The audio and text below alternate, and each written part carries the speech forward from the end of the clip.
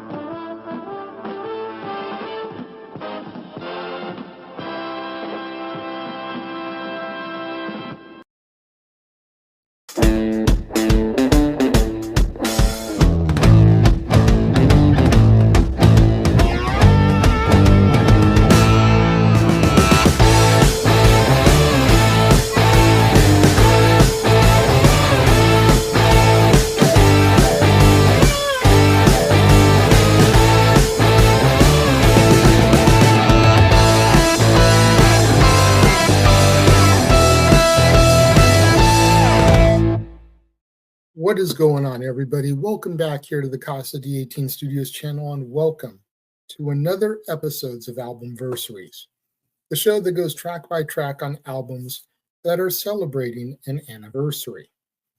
For today's Albumverseary, we have what very well could end up being our longest episode to date, as we're celebrating a double album. Not just any double album, but a live album at that. Now, much like I said the last time we joined each other when I did Crazy from the Heat by David Lee Roth, I probably won't be doing a whole lot of live albums going forward. However, today's album holds a special place in Williams family history. Hence the reason that I had to cover it. Now, over the course of 1 week in 1974, from August 26th through September 1st, John Denver held a series of concerts at the Universal Amphitheater in Los Angeles, California. For one of those shows, my parents were in attendance. Today we're going to be discussing An Evening with John Denver. Released on this day in 1975, An Evening with John Denver was Denver's first live album, and it really captures the energy of his live shows when he was one of the biggest artists in the world. A lot of his greatest hits are present here. Songs like Annie's Song, Thank God I'm a Country Boy, Take Me Home Country Roads, Rocky Mountain High, My Sweet Lady, and so many others. And we'll get into all of them momentarily as we go, track by track, like usual. An Evening with John Denver landed within the top 40 on every chart that it entered, peaking at number 31 in the UK, number 20 in the Netherlands, number 4 in Australia, number 2 on Billboard's 200 charts, and number 1 on Billboard's top country artist charts, and a number 1 in New Zealand. Originally released in June of 1974 on Denver's Back Home Again album, comes our first track, and quite honestly, perfect introduction for any live album. The Music Is You.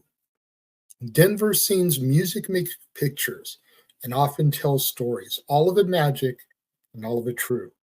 And all of the pictures and all of the stories, all of the magic, the music is you. The voice then booms over the house mic and introduces us, ladies and gentlemen, John Denver. John greets us with a hearty good evening and a chuckle before immediately launching into our next song. And track 2 is another great introductory song for a concert, Farewell Andromeda, or Welcome to My Morning. Originally released in June of 1973 on Denver's Farewell Andromeda album, John takes us through his morning, his happiness, and his evening, basically a day in the life of John Denver. In the second verse, John says, "Welcome to my happiness. You know it makes me smile, and it pleases me to have you here for just a little while," further illustrating my point about it being an early set list song. He sounds like a host greeting a guest coming into his home. The song was recorded on the first of John's 7 nights, and he talks a little bit about living in Long Beach, California, 10 years prior while working for a civil engineer. How when the people he lived with went to bed, he'd go down to the beach, sit on the lifeguard stand, and practice songs. Now he's back in California to sing for 35,000 people over the 7 performances. He tells us that he's got a lot of songs that he's going to play for us, and he hopes that some are familiar, while some of the others are going to be brand new. He encourages us to relax, go wherever the music takes us, sing along if we wish, but try to limit ourselves to only the choruses of the songs and let him do the verses. He tells the fans that the concert is being recorded, so when you sing good, and he'll try to do the same. I gotta say, the little bit of Long Beach always catches my ear because being raised in Long Beach most of my life, I didn't know that he spent a lot of time there. And working for a civil engineer, I wonder if he's talking about the old McDonnell Douglas plant, where they make the Boeing airplanes. I wonder if that's where he was working. Be interesting to do some digging on that. Now, track 3 is John's cover of a 1968 Beatles song, Mother Nature's Son, primarily written by Paul McCartney, but credited to Lennon-McCartney as all of the Beatles' compositions were. The song was inspired by a lecture that was given by the Maharishi Mahesh Yogi when the Beatles were in India, and it originally appeared on the Beatles' White Album. Denver's version was originally released in September of 1972 as a track on his Rocky Mountain High album. And this is one cover song that I've always preferred over the original, and it's not a bias between the Beatles and John Denver. While a big, huge Beatles fan, for some reason I've just never believed Paul McCartney when he sings the song. You got to figure with the pace that the Beatles were forced to churn out singles and albums, it always just struck me as a filler song for Paul McCartney, something to help flush out the album. While Denver, on the other hand, being a huge nature advocate, well documented, hell, he put out an album called Earth Songs. It just seems to come off way more genuine when singing the song. Take a listen to both versions. I'll link them in the description. Let me know your thoughts. We then transition beautifully into another ode to nature, Denver's song Summer, which was also originally released in 1972 on the Rocky Mountain High album. Summer is the kickoff of the season suite that closes out that album. And honestly, I just feel like the entire suite is one of John Denver's masterpieces. But I digress. The lyrics are so descriptive and beautiful, you can close your eyes and envision everything around you. As a matter of fact, close your eyes for a minute. Seriously, I'm just going to recite the first verse and tell me in the comments if I'm right or if I'm wrong. Eyes closed? No cheating now. I'm trusting you. Here we go.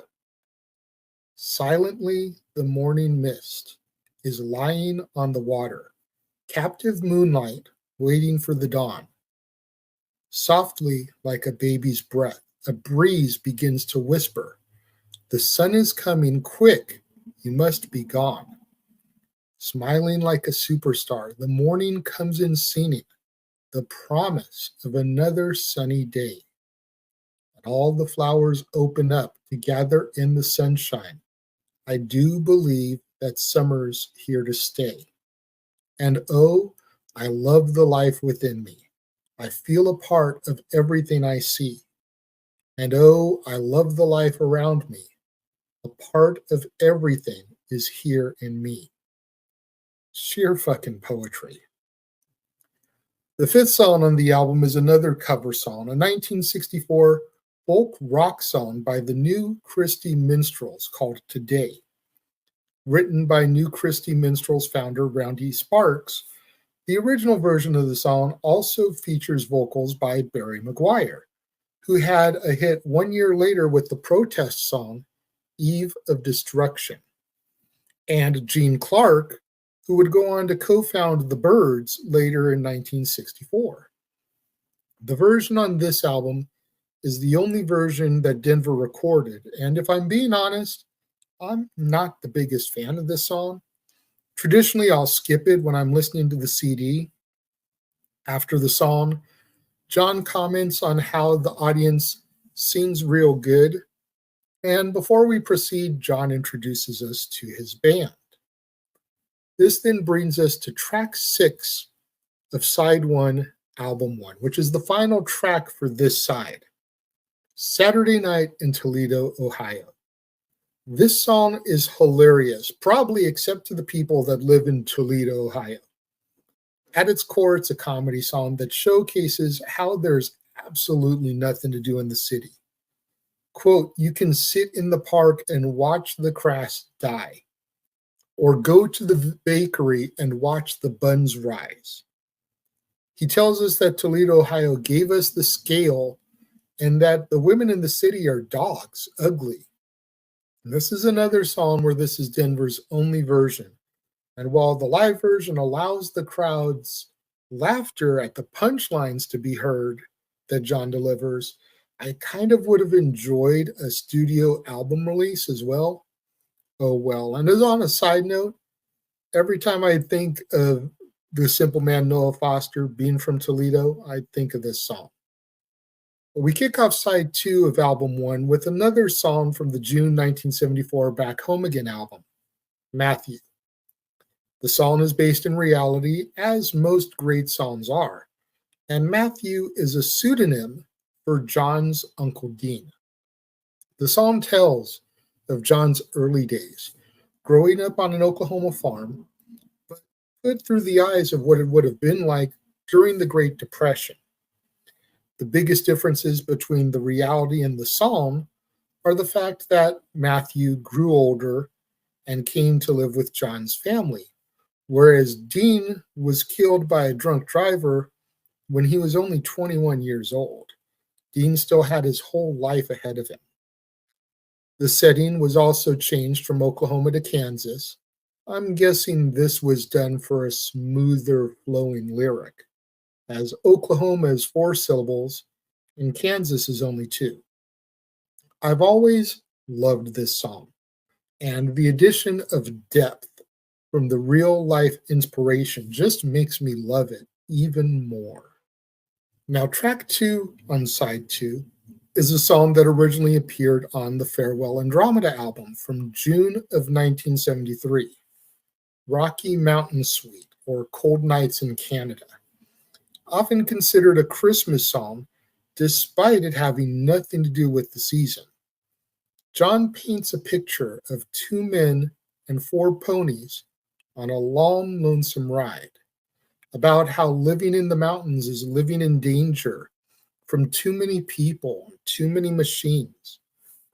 Basically, he's telling us that nature, in its truest form, is dying for the sake of modern advancements. Sadly, not much has changed some 52 years later. For track 3 of side 2, we go back to the Back Home Again album, released June of 74. And this song was actually released as a single on June 15th of 1974. The song follows a theme common to very many of Denver's songs, as the lyrics to Sweet Surrender deal with a journey of self-exploration, which are tied to themes of nature and environment. The song was also used as the opening theme song of the 1974 Walt Disney movie, The Bears and I, which stars Patrick Wayne, the second son of the legendary actor John Wayne. This, coupled with Denver's popularity in the 70s, following the success of Sunshine on My Shoulders, Annie's Song, and Back Home Again, allowed the song to reach number 1 on the Canadian RPM and Billboard Adult Contemporary charts, and even go to number 13 on Billboard's Hot 100. Track 4 of side 2 is a John Denver classic, Grandma's Featherbed. Originally released on the Back Home Again album, Grandma's Featherbed was famously performed by John on the season 4 premiere of The Muppet Show, which aired on September 17th, 1979. It's a raucous, banjo-picking, toe-tapping ditty that you can't help but get stuck in your head. I always enjoyed how the song would just stop before the final chorus, while John contemplated trading it all plus the gal down the road. And he stops and he's like, maybe not the gal. He decides to reconsider, because the gal down the road may not be something that you want to give up. Prior to track 5 on side 2, John tells us that the purpose of his music has always been to communicate the joy and what he finds in living and what is so about his life. And that the most exciting part of that seems to be going on right now, because through the next song that he has the pleasure of sharing with us, the love that he feels for his lovely wife, Annie. And the song that follows is honestly one of John's most endearing tracks. It's been a wedding song for many ever since its release as a single in June of 1974. Once again taken from the Back Home Again album, this is Annie's Song. Annie's Song was written as an ode to Denver's wife at the time, Annie Martell Denver.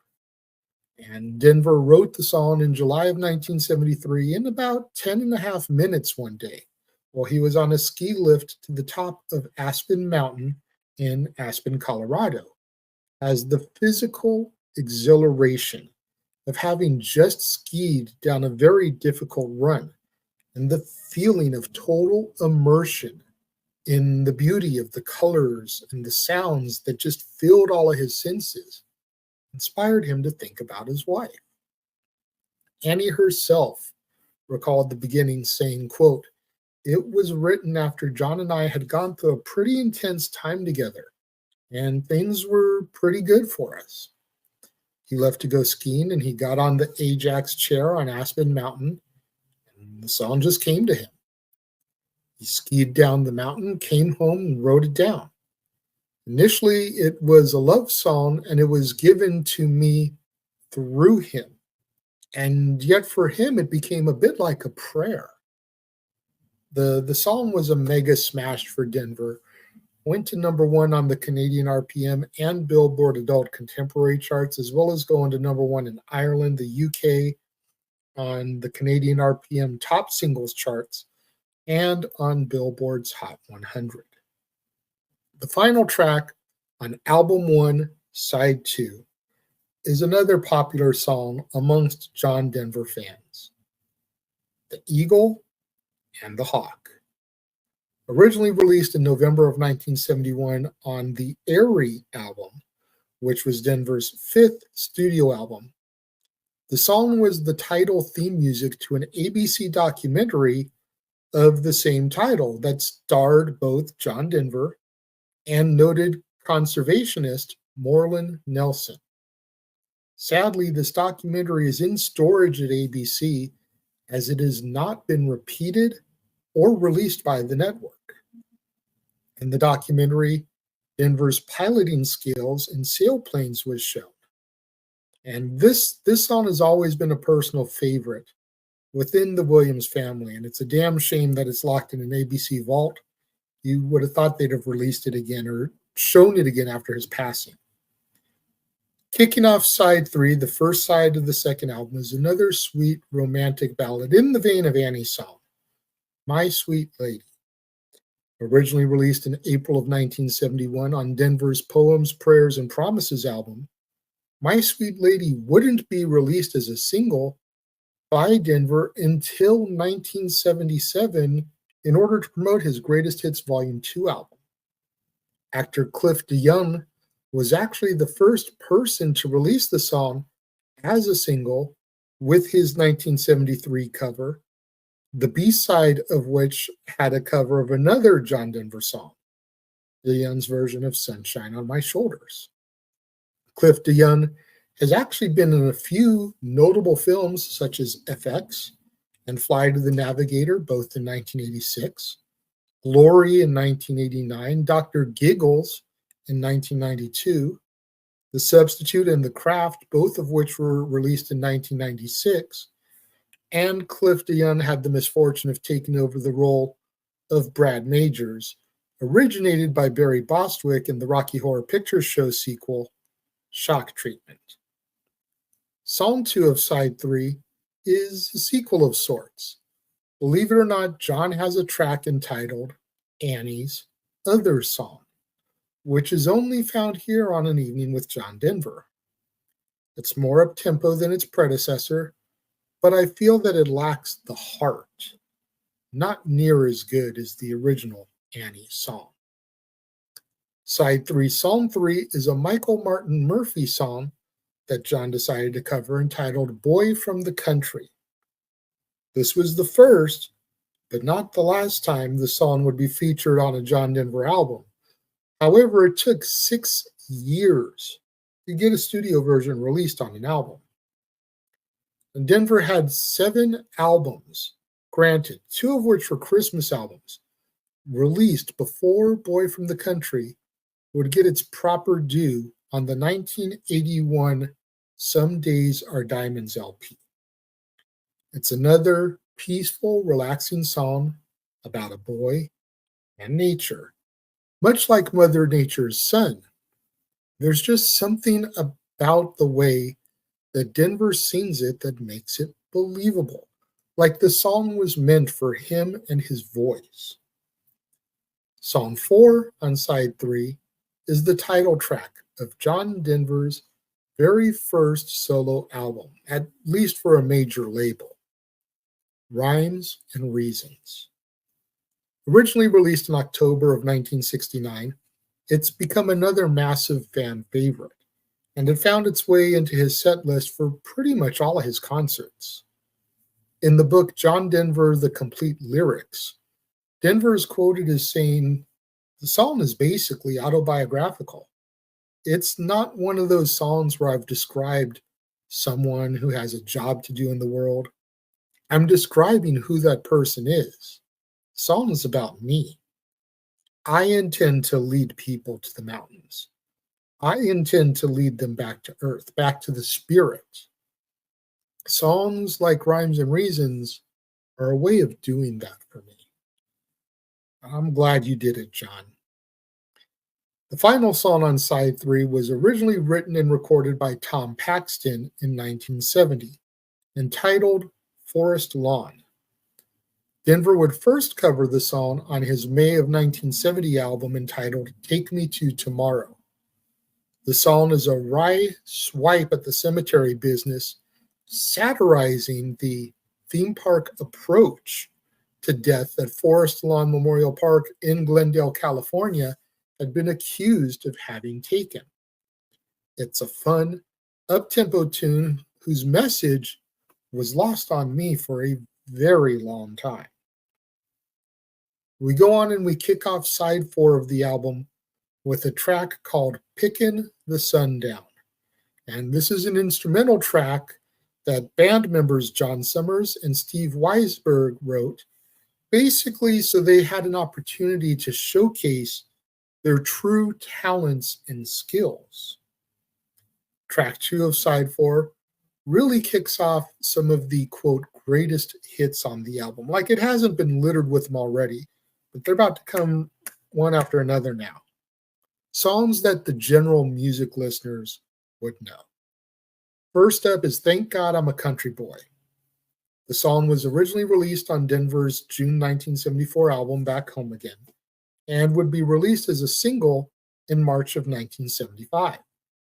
The song went to number 1 on Billboard's Hot Country Singles charts, and then proceeded to top Billboard's Hot 100 the following week.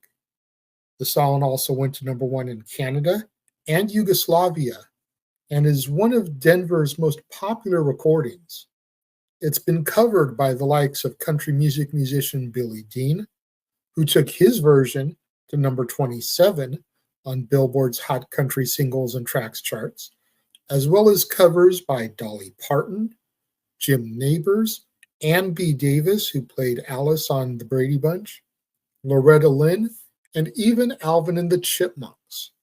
It's also been used in TV commercials, movies, and theme park attractions, ranging from Airbnb commercials to the 1993 Pauly Shore film Son-in-Law, and even Disney's Country Bear Jamboree Vacation Hoedown as the big finale. The next song is probably widely regarded as John Denver's signature song, Take Me Home, Country Roads. After all, even his 1994 autobiography was entitled Take Me Home, an Autobiography. And then that was loosely adapted into a 2000 biopic about Denver's life entitled Take Me Home, the John Denver Story.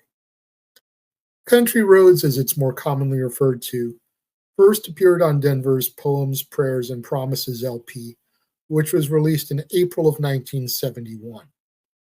The single was then released just 6 days later, and the song would go to number 3 in Canada and number 2 here in the US. It's been covered by artists ranging from Olivia Newton-John, who took her version to number 15 in the UK and number 5 in Ireland, Lana Del Rey, and even a collection of country music artists, including Brad Paisley, Keith Urban, Tim McGraw, Faith Hill, Luke Bryan, Miranda Lambert, Blake Shelton, George Strait, Trisha Yearwood, Lady Antebellum, Brooks and Dunn, Alabama, Reba McEntire, Alan Jackson, Carrie Underwood, and others. billing themselves as artists of then, now, forever, who made a mashup single that combined Denver's Country Roads, along with Willie Nelson's On the Road Again, and Dolly Parton's I Will Always Love You. Sadly, due to Denver's passing almost 20 years prior to that song being made, he was not in the video. Willie Nelson and Dolly Parton, however, are in it. In 1998, Country Roads was inducted into the Grammy Hall of Fame, and in 2014, it was chosen as one of 4 state songs for West Virginia. In 2023, the song was selected by the Library of Congress for inclusion in the National Recording Registry. And for the 4th song of Side 4, we're given the title track of the album that the preceding song came from, Poems, Prayers, and Promises. Originally released in April of 1971, it would be released 6 days later as the B-side to Country Roads. Much like Rhymes and Reasons, the song was a staple at Denver's concerts and is a favorite amongst his fans. The addition of the strings from the orchestra really brings out the simplistic beauty within the song. The next to last song is probably the only song that you could really argue me on as being more of a John Denver signature song than Country Roads. The title track of his 1972 album, Rocky Mountain High. Rocky Mountain High was released as the 3rd single from the album in October of 1972, and it was primarily inspired by John's move to Aspen, Colorado 3 years prior to the song being written. In March of 2007, the Colorado General Assembly made Rocky Mountain High one of 2 official state songs, sharing the honor with Where the Columbines Grow by Dr. Arthur John Flynn. After the song, John says, "Peace, my friends, thank you," and leaves the stage, just temporarily, before returning for an encore track. Denver then proceeds to tell the fans that when he was 12 years old, his grandma gave him a guitar, to which the fans shout, "Yay, Grandma!" He says that about 5 years prior to this particular concert, he had lost the guitar, which bummed him out. Well, the prior January, John found the guitar again. And while getting familiar with the guitar one night, he found our album's final track, This Old Guitar. The song originally appeared as the closing track on John's album Back Home Again. And in my opinion, much like The Music Is You and Farewell Andromeda, Welcome to My Morning, are the perfect ways to start an album, This Old Guitar is a perfect album closer. The lyrics tell the listener exactly what the instrument has done for him, from teaching him how to sing a love song, giving him his life, his living, even his lovely lady. And he reminds us how much he loves to sing his songs for us. You can't find too many artists, if any these days, that write these type of songs. It's one thing to say the words at a meet and greet or on stage during a performance. It's a complete other thing to lay down a 3-minute song stating it that'll be preserved forever. Now, obviously, by no means is this the first time I've listened to this album. As I said at the outset, this album holds a special place in my family due to the fact that my mom and dad were at one of the performances where this album was recorded. It's been quite a while since I have listened to it track by track, though. I will give you that. Now, while newer versions of the album include 6 songs from a 1973 concert at Red Rocks in Colorado, I've chosen not to include those as I feel like it would take away from the familial history of the original album. All that being said, I think it should come as a shock to nobody that I give this album a perfect 10. Maybe I'm being partial, maybe I'm being biased. But what do you guys think? Am I on point or am I being too biased? Let me know. Leave your thoughts in the comments section. Let's engage in some fun banter about the universal language, music. I once again want to thank all you guys for joining me, tuning in for another Albumverseary as we wrap up the month of January. This is our last Albumverseary for January. We'll see what lies ahead in the month of February. Have you guys been enjoying this series so far? Let me know. Leave your thoughts in the comments again. I just want to, one more time, and this is probably the last time I'll mention it on the videos, but I want to thank again Adam Rader, the professor of rock, for inspiring me to do this series of shows through his content, his channel, his videos where he discusses music. Really let that spark within me. And I hope that all the content I've given you this month, whether it was Albumversearies, Forgotten Gems, Deep Cuts, this is the remix, have shown you my passion for music. Thank you again to everyone who joined me, tuned in, like, subscribe, turn that notification bell on so you know when another Albumverseary is going to be celebrated. Until next time, I'll catch you guys later.